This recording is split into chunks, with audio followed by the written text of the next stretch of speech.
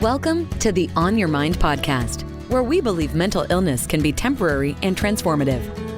Stay tuned for innovative, effective tools from experts in the field of mental health. Hosted by Timothy J. Hayes, psychologist. This podcast aims to change the narrative around mental illness. Move from a place of fear to a place of hope and solutions. Here on Your Mind. Dr. Ruth White has earned a Bachelor of Social Sciences from the University of Ottawa in Canada and a PhD in Social Welfare from the University of California, Berkeley. Dr. White, thank you so much for joining us today. It's a pleasure to meet you finally. Thank you. It's a pleasure to meet you finally. I was wondering if you could tell us a little bit about, how you got started in this and what drives your passion for this work. So I am a social worker by training. I have a bachelor's degree in social work and a master's degree in social work. Also have a PhD in social welfare. So I used to work in mental health settings. It wasn't particularly my focus of work, however. Yes, that was what social workers do is, assist people with mental health, but it wasn't the focus of the work that I did as a, social work professor. What actually happened for me is a personal connection. So I, was diagnosed with bipolar disorder. I had a hospitalization, and the fallout from that and sort of the experience of that and, just all the medication journeys got me into advocacy because of my own experiences at work and, in various settings that I realized that mental health was stigmatized, that the way people were dealing with people who had mental illnesses was much different than, say, if you had cancer. And so I started by writing. I was asked, actually what happened is I saw a book that had come out around stigma of mental illness. And I'm trying to remember his name right now, and I'm just having a blank, but Stephen Hinshaw, that's it. Dr. Stephen Hinshaw, who's now at UCSF, used to be at Berkeley. And he had written the first sort of comprehensive book on the stigma of mental illness. It was, instead of broken up into little chapters, it was his, he was single author. And I reached out and I told him how important I thought the work was. I got it as a notice in my alumni, newsletter. And we had a conversation and he asked me to write a piece for the book. I told him I wasn't interested in sharing that part of my story. I just thought, being a professor, having mental illness was not necessarily going to be good for my reputation in terms of competence. And however, he convinced me, partly because as a assistant professor at the time, I needed publications for tenure. So, and I thought that in a book that was, academic and put out by Oxford Press, that not a lot of people would read it. And so I contributed to that book, got a lot of positive feedback from people who had read it, people who had never, I just hadn't realized the reach it would have. And from then on, I started, opening my mouth about it, writing words about it, having people reach out. And then I talked for NAMI, which is the National Alliance on Mental Illness, did some work for them. And then as part of that journey, what happened is, because after hospitalization, I realized that I didn't want to be on a lot of medications because of the side effects, and I wanted to keep my career as a professor. And I had to figure out ways to alleviate my symptoms of bipolar disorder without medication. So I spent a lot of time, hundreds of hours reading, neuroscience stuff, behavioral stuff, and realizing that there was a lot of research about how to alleviate certain kinds of symptoms in many different ways. So I was encouraged by the psychiatrist that saw me in the mental health facility, as well as my personal psychiatrist, to write a book, because they said, all the knowledge I was learning, I should share. And that turned into Bipolar 101, and in which I shared ways of mitigating symptoms.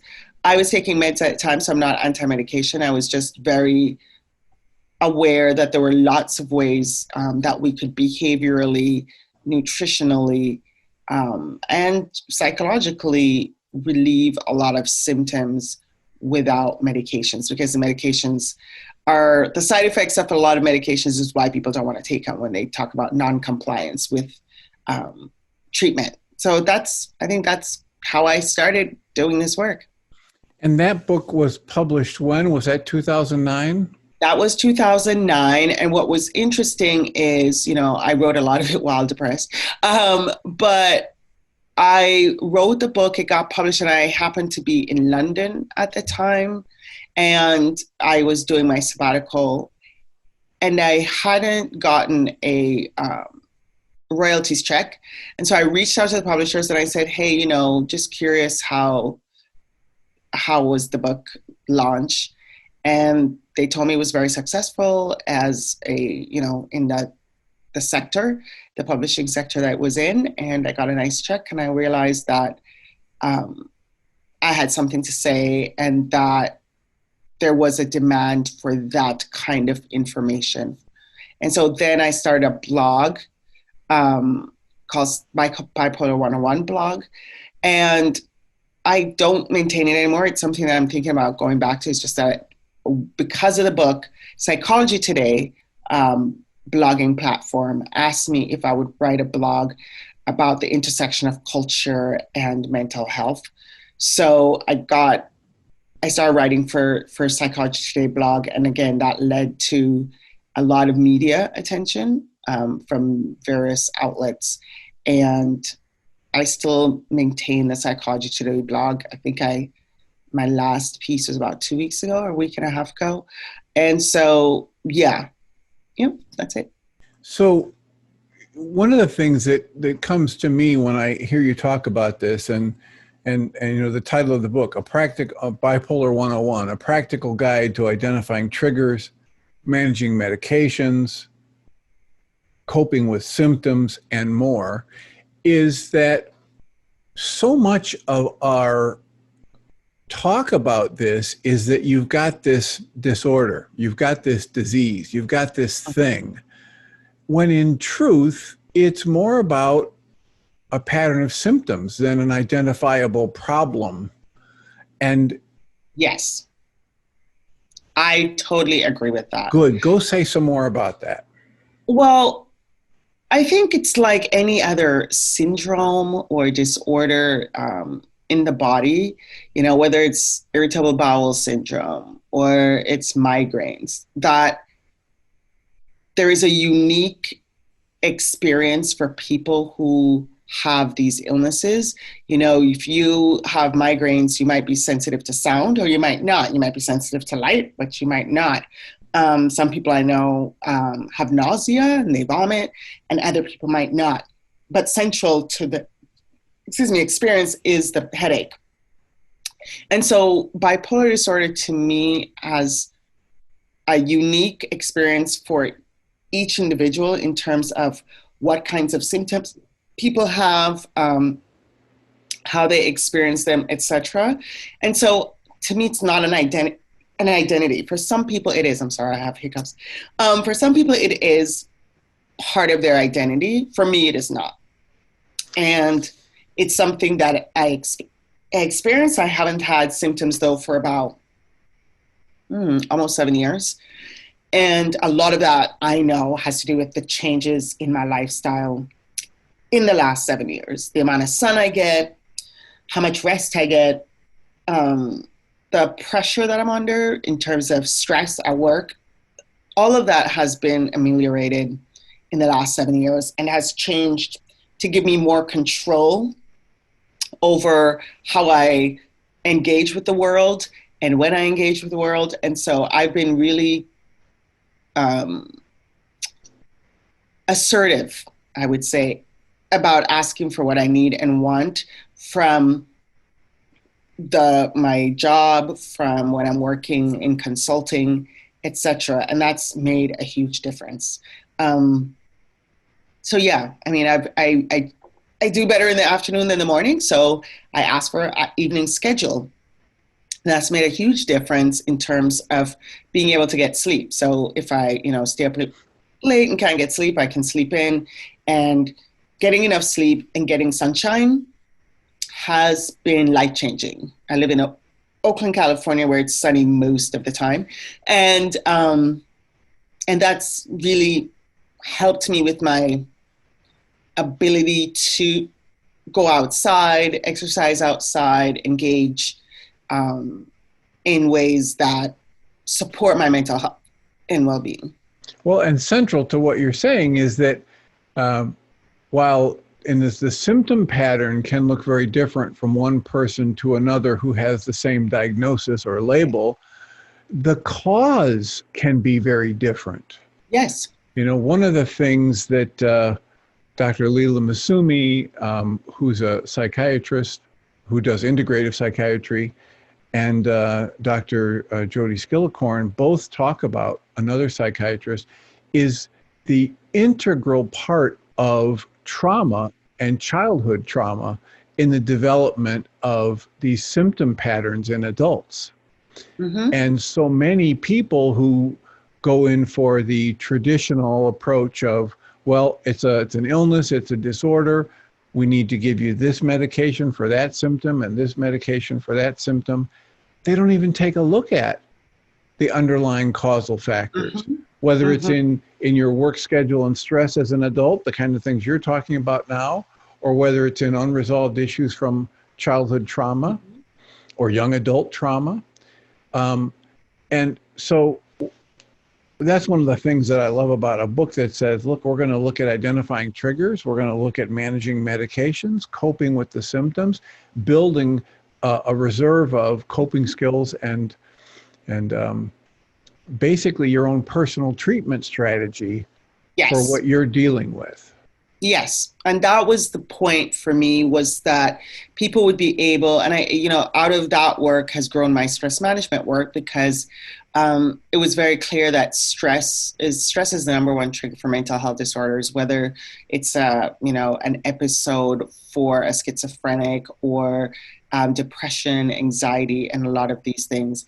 And I was very, very lucky to have a psychiatrist named Dr. Donna Lohman. She worked at Group Health in Seattle. I think she's now retired, but she had a very holistic view of mental health. So she was a psychiatrist who did not take visits from pharmaceutical sales reps, which makes her very unusual. And her philosophy was, you behave your way out of as much symptoms as you can, and then you medicate the rest. So she wasn't a medication first, which is generally how psychiatry works, is that they give you medication, and then if you're not taking your medication, that becomes the focus of treatment, is to get you to take your medication. And instead of talking about symptoms, it's more like, did you take your pill at 3 p.m.? Oh, you didn't? Well, then, you're not being compliant. And so she was very focused on finding holistic ways. And she was very open-minded. I remember when we first started talking about omega-3s at the time, we're talking about 15 or so years ago, it wasn't as mainstream as it was now, but her attitude was, eating salmon can't kill you. So, do what we can. And sunshine became a huge strategy, because I lived in Seattle at the time, and I'm a dark brown African-American woman. And so even the public health department now in Seattle recommends that people with brown skin take vitamin D supplements because of the impact it has on physical and mental health. And so she was very open to trying things that weren't medication-based because of the side effects that I was having. So she also, back when it was hard to find lights, for seasonal affective disorder, or just for people who weren't getting a lot of sunlight, I remember she had this photocopied ad for this guy who sold grow equipment for marijuana in Fremont in Seattle, very hippie area. And she said to me, if you find it cheaper, that he will match the price. So she's like, if you find this grow light on the internet for cheaper, this guy will match your price. So she was very focused. She was advocating for you. Yes, but also it wasn't just even the advocacy part. I just like the fact that her approach was that if you can't manage your symptoms with diet and exercise and a support system and therapy, then we will use medication. And then her attitude towards medication was not, again, some other experiences I've had, which is, let's start with a high dose. And if it works, you really can't get psychiatrists to put you on a lower dose. It's just a struggle. They say, well, this dose is working. Why are we going to lower it? Her attitude was, you start at the lowest dose, and if that doesn't work, you slowly increase it. And so what ended up happening is that I was on low doses of medication, and she was very responsive to me if I said I had symptoms I wasn't willing to live with. So I did not want to be on disability. I wanted to be performing at work. And as a professor, there were certain symptoms. For example, I remember getting the shakes. My hands would shake so badly that I really couldn't write on the board. And so I became sort of PowerPoint heavy in my lectures, just so I wouldn't have to write on the board. I had to buy a stamp for my signature because my signature was now horrible. And after a few weeks, I said, no, I can't do this. You need to find me another medication or another strategy. And we collaborated on getting me on as little medication as possible, and for me to take control of my life. And I am very, very aware, after doing the advocacy that I've had, being in certain spaces, that my experience is very unusual, that medication and its side effects can really become the center of treatment in a way that I think patronizes people with mental health diagnoses or people with mental health symptoms. It's, you know, as I always say, it's our control center is not working. And so everybody just feels like, well, if your control center is not working, you can't make decisions for yourself. And so we will make them for you. And if you don't comply, that means that you are a bad patient and you need to behave yourself and do what I say. And mental health also does not focus on prevention.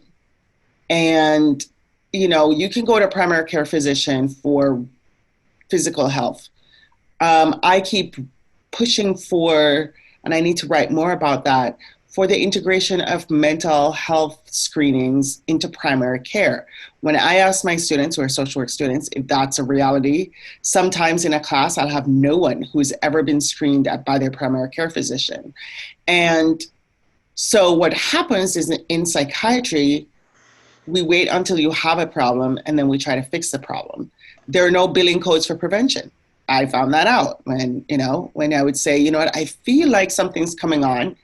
And the psychiatrist would say, well, you know, we don't deal with, you think something's happening. We deal with, do you have symptoms or no? And I found that really frustrating because I think that so much of what people with mental illnesses experience could be avoided if we had a prevention focused, I would call it, industry. And I don't think that's where we are. Most psychiatrists never talk about behavioral changes. Well, they don't talk about more exercise, more, you know, they just don't. What I hear from psychiatrists who are trained in the traditional model and then moved over into integrative or functional or holistic approach is that it's just not taught to them. They're not given that set of tools in their toolkit.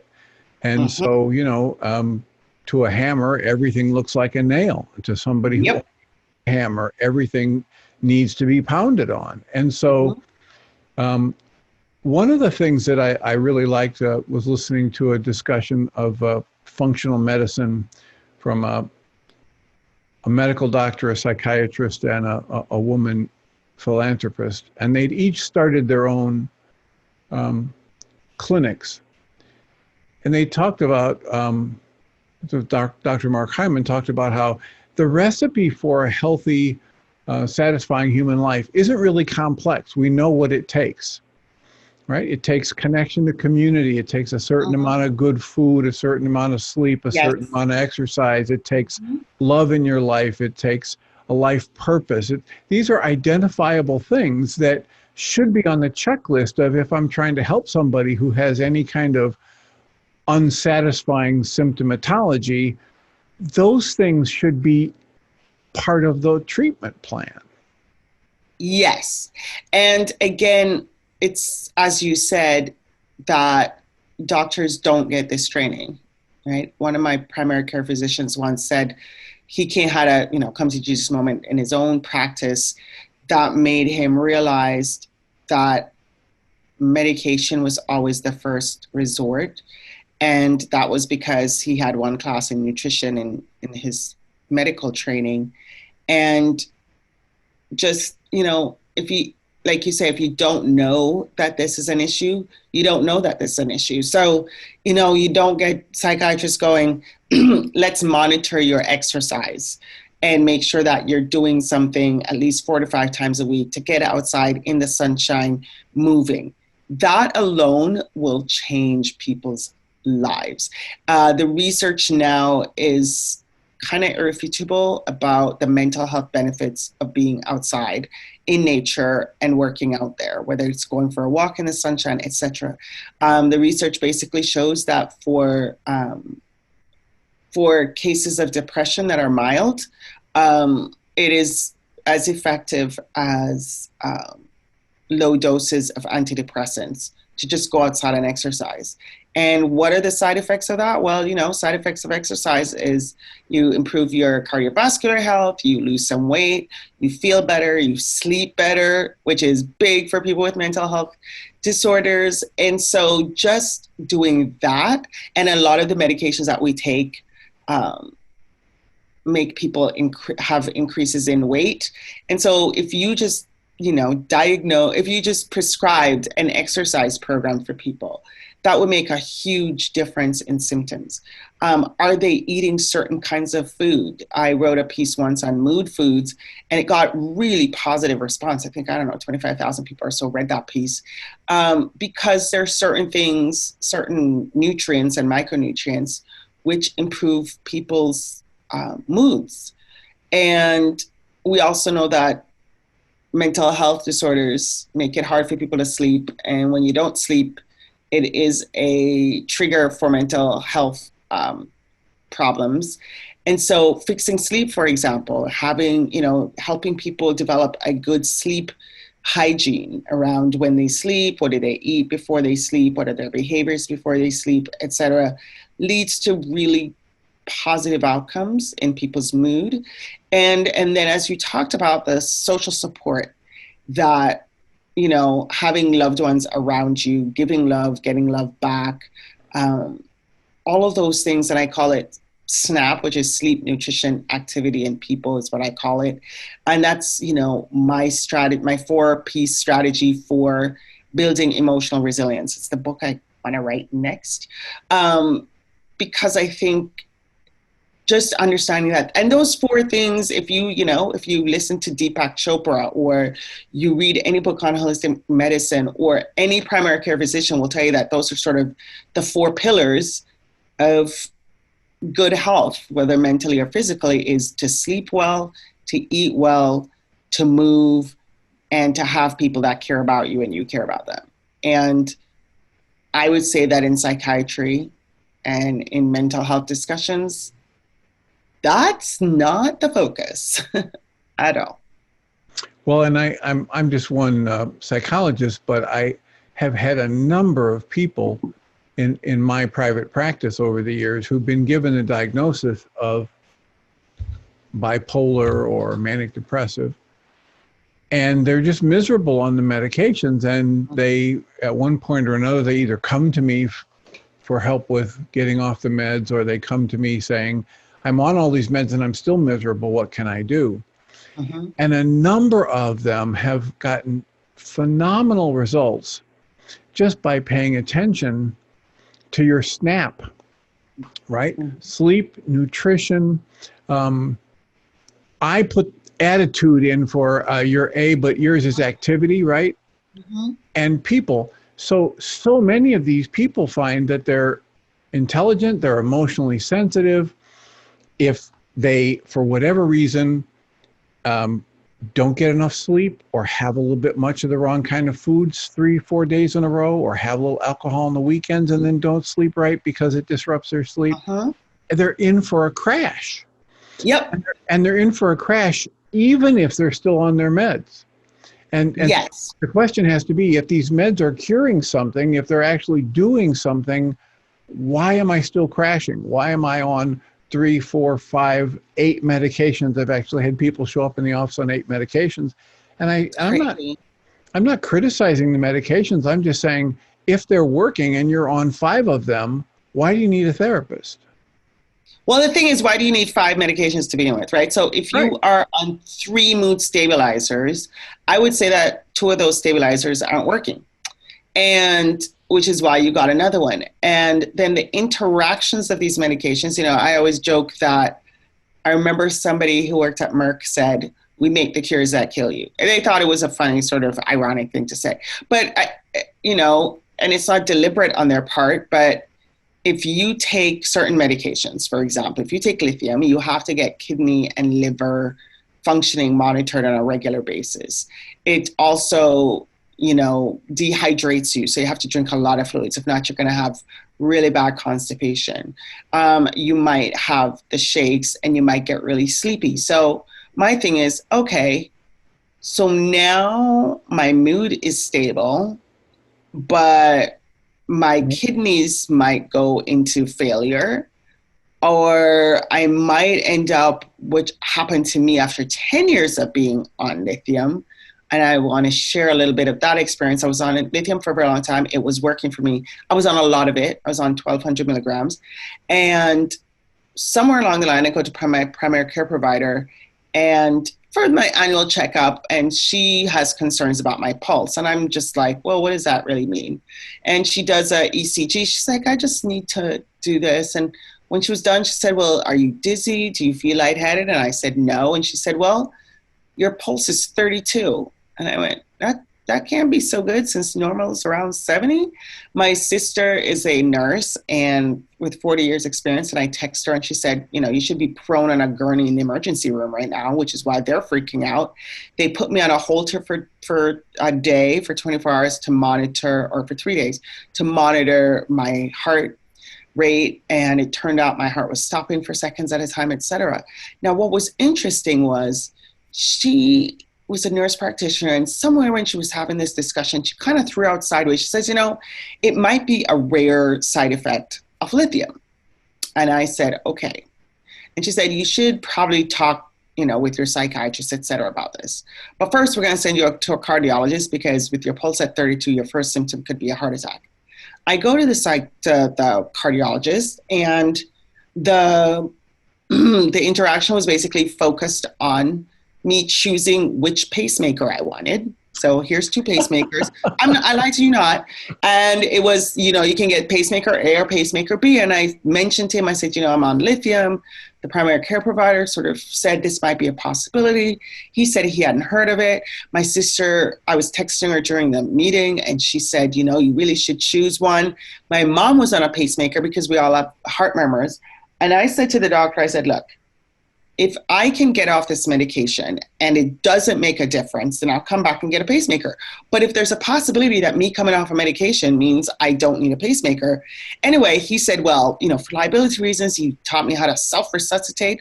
For those out you who are out there, if you ever get a heart attack, you can count to 10 and cough and keep coughing every 15 seconds or something. So then I go to my psychiatrist, and they are at UCSF at the time, at Langley Porter, one of the best mental health facilities in the country. And I raised this issue of coming off lithium, and they just kept saying, well, you've been on all these meds, this works. And I said, yeah, it's not working if my heart is not working. And I pushed and I pushed and I pushed. And finally they said, okay, fine, we're going to put you on Seroquel, because I had never been on Seroquel, and let's see what happens, because their whole thing was, we can't take you off meds altogether. You could be suicidal. And I said to them, I said, in no world do you go from happy person to suicidal in a few minutes. Like, if you monitor me, we'll see it coming. Anyway, 3 days after starting Seroquel, my daughter gets a concussion playing volleyball. And she goes to Kaiser. And while they're there, I said to the medical assistant who was taking her pulse, I said, do you mind taking my pulse? I've had issues. 72 hours after coming off lithium, my pulse was fine. And I tell this story because I could have had a pacemaker right now, and it would have been good practice to get me a pacemaker. But it was how much I had to fight for somebody to just consider the possibility of taking me off medication for a minute, and off one particular medication. And, you know, if I was not someone who had read all that I've read and wrote the books and talked to people and felt comfortable as an educated person to engage with the medical field, I would still be on lithium. My kidneys probably would have been, you know, partly shot, because also one of the reasons I came down on dosage was because I was having early stage renal failure, is what it shows up with, you know, if you're having liver function problems.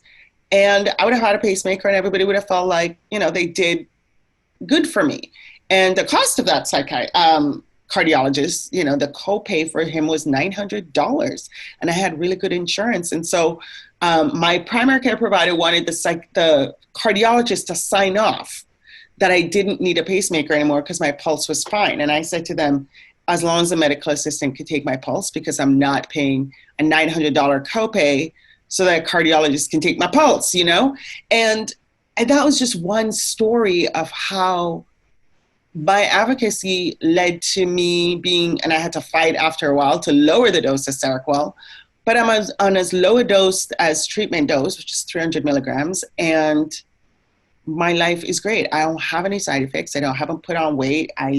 You know, like that experience really made me, not that I didn't know it before, but really made me realize it wasn't just even psychiatry, that there is such an interventionist approach to health in the United States that it is hard for people to fight their way out of it.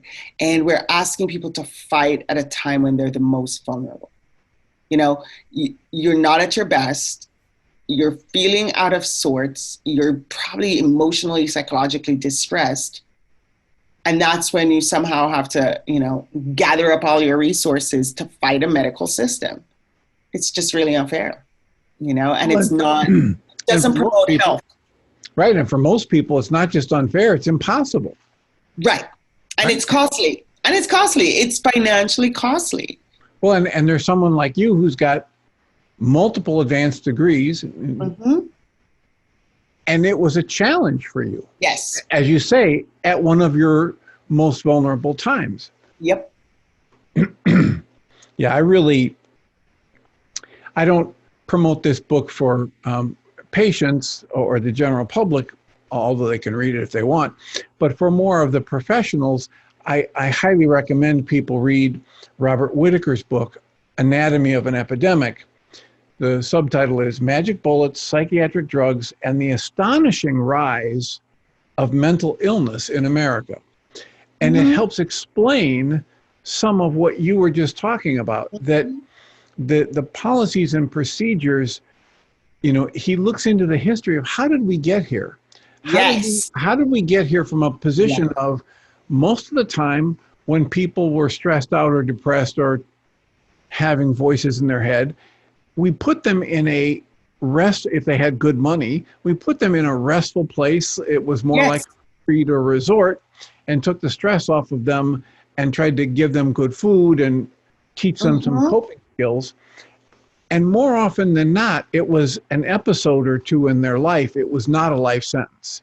But nowadays, how do we get from there to a place where now if somebody comes into a doctor's office and they've had a depressive episode and or a manic episode, they're told, you need to be on medications for the rest of your life. For the rest of your life. I say this all the time. I said, if there are lots of other episodic illnesses, right? So people get cancer, for example. And I say to people, can you imagine if you go in for cancer, you get, you know, radiation or chemotherapy, and they said, you need to be on this for the rest of your life. No, you stay on that stuff till you're clear of cancer. They keep monitoring you for cancer, and you eat right, take care of your health, etc., and have, you know, better outcomes. But in mental health, That's not what happens. They tell you that whatever drug you were on at this low point in your life should stay on for the rest of your life, when the rest of your life is not a manic episode. The rest of your life is not depression. And the attitude in psychiatry is that, well, if you needed it then, you'll need it forever. And I'm like, well, treatment is different from prevention. And so, yes, you need to treat this episode, but where's the prevention? And what they will tell you is the medication is prevention. And I'm like, well, that would, again, be like somebody saying, well, yeah, if you keep having chemotherapy, you won't have another episode of cancer. And it's, migraines is the same. Do you take medication the whole time for a migraine? No, you take the medication when the migraine is coming on. If you have a stomach disorder, you don't just keep taking medication if your symptoms go away. And so they always say, well, just because the symptoms go away doesn't mean you should stop. And I'm like, where did this come from? Right? This is a pharma-driven approach to mental health. A lot of times I've had friends who, and this is how I got into the stress management side of things, about a space of a month, I had 3 friends who showed up at emergency rooms with panic attacks. Now, one of them, I had warned her that her body was going to tell her no at a certain point. She had 3 kids. She had now to take care of a sick mom by herself while having a incredibly successful corporate career as a corporate lawyer for a big pharma. And I said, you're in a panic attack because your body is saying to you, you can't do this anymore. So if you take care of your stress and find someone to take care of your mom and ask for help and do all these other things, you won't have this anymore. You don't have to take anxiety medication for the rest of your life because you had one panic attack. You need to figure out, why did this panic attack happen? And what can I do differently to prevent that panic attack from happening? And once we focus on self-awareness and feeling the difference, where you can feel like, I tell a lot of my participants in my stress management workshops, it's the same thing, like realizing for yourself what your particular triggers are. There are some people who veg out and are calm in their commute to work. They listen to podcasts, they sing songs, etc. Other people get in that car and they are frustrated, they get angry, they're short-tempered, they get to work in a bad mood, because everybody reacts differently to different things. So once you figure out what the triggers are, and then you start to figure out your own self-awareness, what do I feel? Are my hands getting sweaty? Is my heart racing? You can intervene before you have a full-out meltdown. And when we start to consider that life is going to throw us challenges, but we don't have to be medicated to get through them, that there are ways, and again, I'm not saying that medication is categorically bad, because they certainly have saved my life. I just, when I walked out of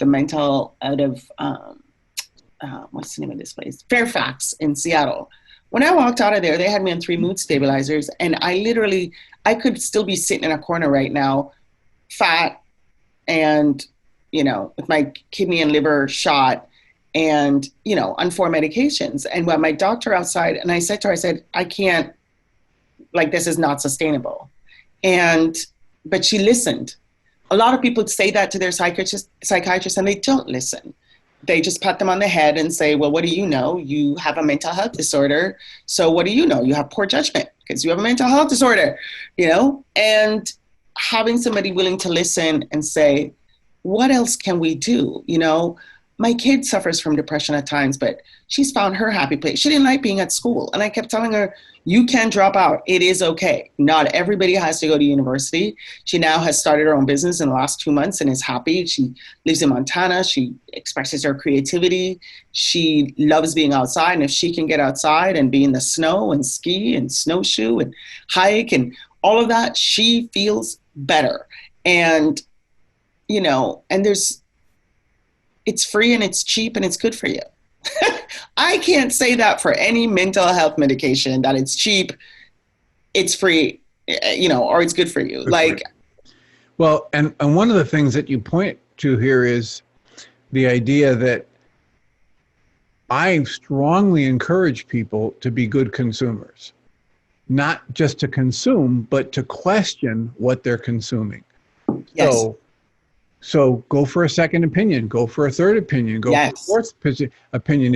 If you've heard a story like, Dr. White's today, and you're saying, wow, I went to 2 different psychiatrists, they told me the same thing, so I just assumed that had to be it. Keep looking. There are people out there, we've interviewed a number of them already on the On Your Mind podcast, who are looking at the whole person, not just a few symptoms, who are willing to help you build a set of coping skills and lifestyle that will help you be a healthy, happy person. You were talking about cancer, and most of the good cancer centers that I would call good cancer centers, they don't just give you the radiation and surgery and chemo. They want you on good nutrition. They want you to build a sense of purpose in your life. They're looking at the nutrient supplements they can give you to help your body recover. The Mensa group talks about doing targeted nutrient therapy specifically for people who have to have psychotropic medications and chemotherapy, because with the extra boost of specific nutrients, the detrimental effects of those medications is minimized. Yes. And I think, again, part of the challenge is because people think once you have a mental health disorder, your competence is not, like, somehow you can't have good judgment. And, what compliance looks like. I was really surprised when the American Public Health Association accepted a proposal I had for a presentation at a conference, because usually, you have to have original research to present. And my topic was first take your meds. And it resonated. I was shocked that they accepted it, but the room was full of people and I was so surprised, but so many people had the experience of being told that unless you take your meds, you can't, you're not compliant. And if you do have a breakdown somewhere in there, it's because you weren't paying attention. And really, I look at American lives, I tell people this all the time, I look at American lives and, we don't have good childcare, or when we do have it, it's expensive. We get maybe 2 to 3 weeks vacation. We work these long hours. We don't have good public transit. So we're in our cars, we're stuck on highways. Like, why wouldn't that be stressful? Why wouldn't the body go, okay, this is not optimal functioning? I mean, when you talk about mental health, when they send people to facilities, I always laugh that they never send you to a psych hospital in the middle of a city, right? The psych hospital is green grass, trees, you go outside, it's bucolic. And I said, because the science says that that's good for you. And so if you can find that, you'll be a happier person. I think it's Colorado. Is it Denver or Boulder? One of them wants, I know Colorado wants to be the healthiest state in America. And one of the strategies they were proposing, and I remember I was at a public health conference, the governor was talking about this, they wanted people to be within a mile of a green space. And there was some research put out last year, 2018, I think, that looked at the impact of green spaces on mental health. And this was done in Philadelphia. It got a lot of attention, and it was a randomized control trial. So it was, the gold standard of experiments. And there were, I think, 541 spaces that had garbage or graffiti or whatever. And so some of them got cleaned up, others got cleaned and green. So they got all rid of the trash and then they planted green stuff. When they did, I think they took a measure 18 months before and 18 months after. And for poor communities, that resulted in, at the community level, 68% decrease in depression. Now, there's not enough therapists in a community to work with individuals to get them to go down in depressive symptoms by 68%. But just changing the environment in which people lived made them happier, And I tell people, if you're a single mom with 4 kids and a $10 an hour job, yeah, you're going to have mental health problems. Why? Because you're stressed out all the damn time. And so we need to look at those things, what is the life? And of course, for some people, you can't get rid of your kids and you can't instantly get a better job, but to just acknowledge that the person is in a stressful situation and figuring out how to ameliorate that stress and then think about medication. So if we start with... And there are some things you can do, you're talking about. I interviewed Alison Davies, who's in Australia, and she talks about brain care, not behavior management. Yes. And one of her, I love that. Yeah, and she's a music therapist, and one of the things she talks about is hum or sing a mantra of a positive thought. Use music, use vibration, use rhythm in your life. She also talks about how the brain we have in our skull was evolved for an environment that's far less stimulating than the one where we're constantly plugged in and we're constantly bombarded, and you practically can't go anywhere on the planet where there isn't noise pollution, etc. Just recognizing that doesn't mean we all have to go off to some desert island. We wouldn't all fit, right? Right. But knowing what you just said about how this layer upon layer of stress and the expectation I put on myself to be able to handle it all and still be bright and cheery is completely unreasonable. And if I start with that observation and say, okay, I need to be more gentle with myself, I need to calm down, I need to find whatever ways work for me to get a little bit more peace, a little bit more calm, a little bit more nutrition, a little bit more movement, a little bit more connection with people. Your SNAP, right? Sleep, nutrition, activity, people. In each one of those areas, if I can make a little bit of an improvement, as you mentioned in that study from Philadelphia, tremendous benefits, right? They didn't take everybody and give them their own park and say, now you live in the park. They just put a park within a mile of these places and made it green. Well, I always say to people, it's why when a lot of people go, south to a tropical island for vacation and they go, oh, these people are poor, but they're happy. And I said, well, they're not all happy, right? But there is first of all, you have sunshine. A lot of these places eat food close to the ground. So, my friends here in the Bay Area will call me a food snob. And I say, no, I'm just a country girl from Jamaica where eating local is what people do. They don't, eat imported food. My mom will have a friend drive up and he'll go, here's a watermelon for your mom. And I'll say, can you hold on? I'll get you some mangoes, and I'll go get him some mangoes. My dad, him and his friends will butcher a cow or a goat or whatever. There is a community that they're connected to. They eat so healthy. Nobody's grabbing food to run. There's no, I remember I was in Germany and realizing this was more than about a decade or so ago. I said, where's the cup holders in this car? And my friend said, for what cup? And I remember laughing about the fact that they didn't even have takeaway, coffee. You drank your coffee there. You stand and talk. If you go to a cafe in Paris or whatever, there's the stand-up ones where they know you just are really going to take your shot of coffee and go. But there is a sense that you slow down. And the same trip, I remember I wanted to go, because I'd gone to see different friends in Germany, and I was in Berlin, and it was Sunday, and my friend said, so what do you want to do today? And I said, oh, I'd like to do a bit of shopping. And he said, where? I was like, oh, there was this big mall. And he said, we don't have shopping on Sundays. Malls aren't open. And I said, oh. And I said, why? And I remember his answer that just rolled off his tongue perfectly natural. He goes, well, they have families too, and they need family time. And I thought, do we really need to shop on Sundays? What are we buying at Walmart at 3 a.m. in the morning? Like, what are we doing there? Why aren't we sitting for hours when I'm with my friends in Paris? And they have demanding careers. I'm not talking about, my friends aren't painters. They're bankers. They are government employees. They're economists. They have demanding careers. And yet they somehow are able to sit down for a few hours and have a cup of coffee or lunch with a friend or, take a while for dinner.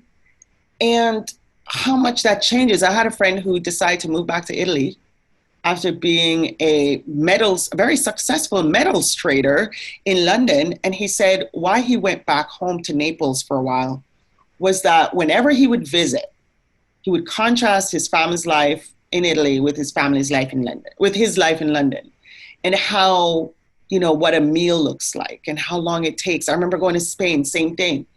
People are out late at night, 10:30. I'm like, why are these kids outside? I remember looking outside going, is there a festival or something going on? No, people are just out, community. They're sitting outside in warm evening, sharing a drink and a story and time with friends. They eat much healthier and fresher foods. And I'm like, this is why we go on vacation there. Because they live a life, right? That is slower, calmer, healthier. And so, yeah, when people say, well, the American healthcare system, we spend all this money, but we're not any healthier. And I'm like, it's not about how much money we're spending in the healthcare system. It's about our lives. What happens between when we wake up and when we go to bed? Like, that's it right there. That's why people live longer in these other places. Jamaica has like a life expectancy in the 70s. For a developing country, you're thinking it's not like they have stellar healthcare. But, when you talked about silence, it's so amazing. My parents live, 300 meters from the ocean. And when you sit under a mango tree at night, all you hear is crickets, and you might even hear the waves. That's it. There are certain times when they have parties where the bass just goes on forever, and you're like, okay, noise pollution, like you were talking about. But on those evenings where it's just quiet, my daughter experiences the same in Montana. She's like, do you know how little we see the stars where we live? And they call it big sky, but she's like, I look up at the sky, there's stars, it's calm, it's quiet. Like your brain, that's why people go on silent retreats. I'm like, silent retreats were not a thing. Silent retreats are a thing because humans are like, I can't do this anymore. Can I just have no TV, no radio, no phone, not even talk to anyone?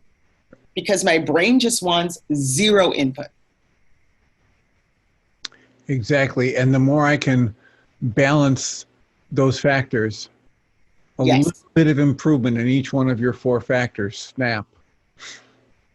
Sleep, nutrition, activity, and people. Just a little bit improvement in each of those areas is a wonderful start to a healthier life. Mentally. It is. And a happier one. I'm really about happiness. And I think not everybody gets the opportunity to shape the life that they need, because that's just the economy that we live in, capitalism and poverty, etc. But as much as possible, I have a friend that recently retired from he was C-suite at one of the top banks in the world, and he's in his mid-50s. And a lot of people are like, why is he, retiring now? His next position would to run a bank. And he just was ready to check out and have some travel adventures and go to Nepal or whatever. And, the expectation was, you're just at the height of your career. Why are you getting out now? Bankers stay until their 60s. But you know what also happens?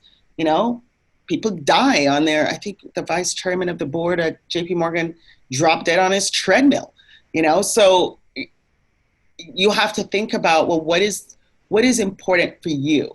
And for me, there's certain jobs that I could have.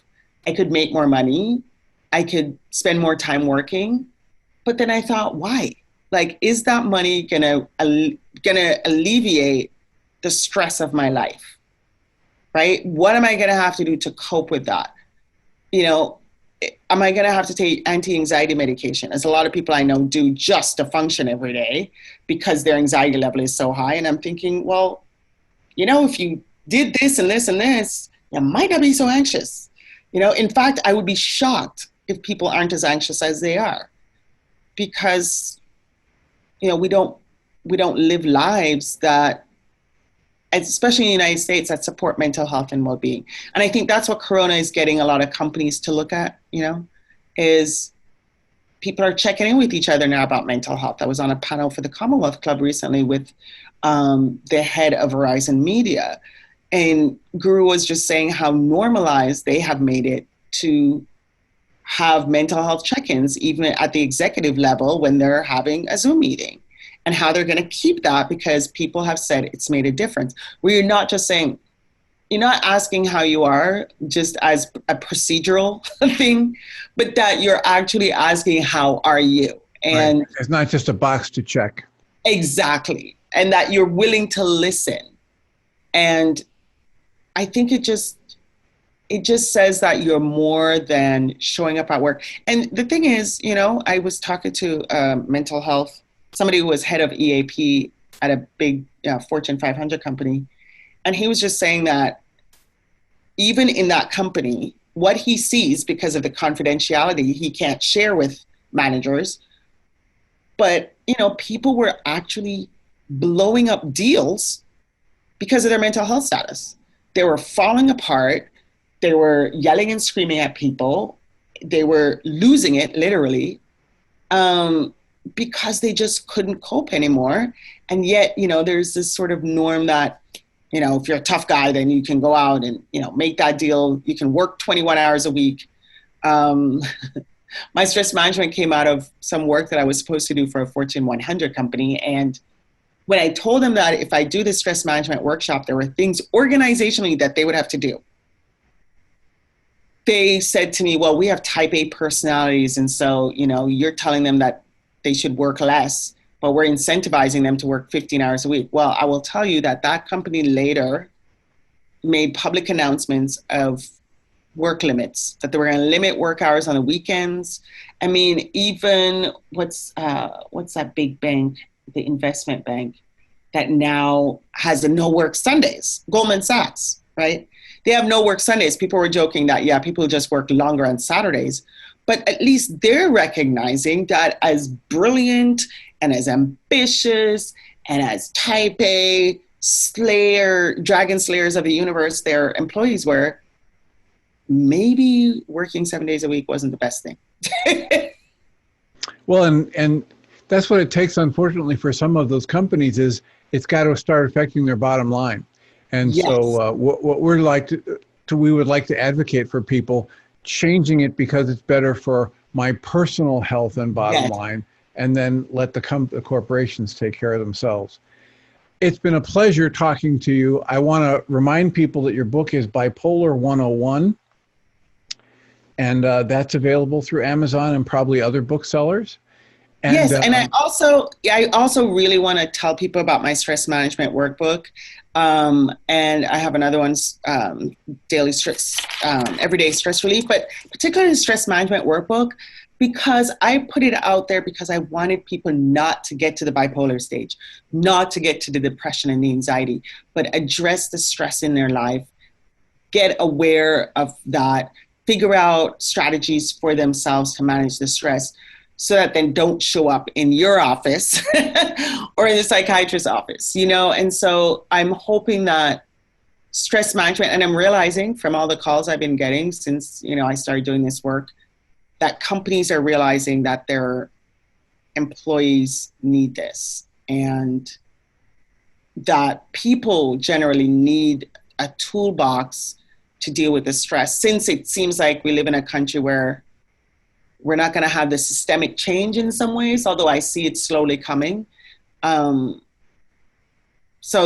I would really highly recommend the Stress Management Workbook, and you can find that wherever books are sold. And the Everyday Stress Relief, was that just published this year? Yes, June, when was it? Sorry, May 26th. Yeah, and that one is really good for when you are thinking about, you know, I'm having a divorce, or I'm have chronically ill child, etc. There are very focused strategies for different situations that people might find themselves in. But I really hope for the audience out there that taking care of mental health is something that is prioritized, because I also say if you're taking care of your mind, you're taking care of your body, right? Because if you eat healthy, it's good for all parts of you. If you exercise, it's good for all parts of you. If you sleep well, it's good for all parts of you. And so, you know, I'm not out there saying, you know, throw all your pills in the toilet and flush away, but to really think about, are you living a life that optimizes your physical and mental well-being? Excellent. Excellent.